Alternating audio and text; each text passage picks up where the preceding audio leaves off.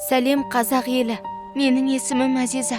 Кішкентай кезімде мені өзбекстандық отбасы асырап алған екен. Туған еліме ата-анамды іздеп келдім.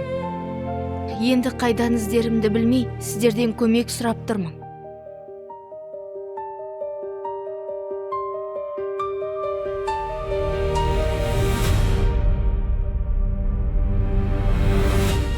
Апай, маған көмектесіңізші. Ата-анамды табудың бір жолы бар шығар.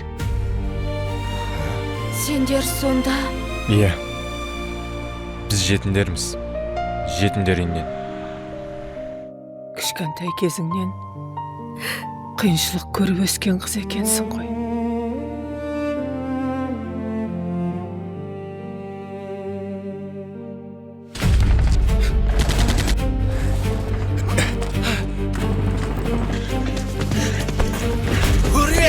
Аямайы!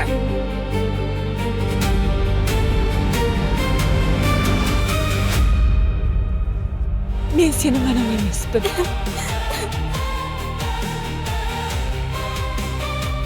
Біз Қазақстанға барып, сенің анаңды іздейміз. Жарайды.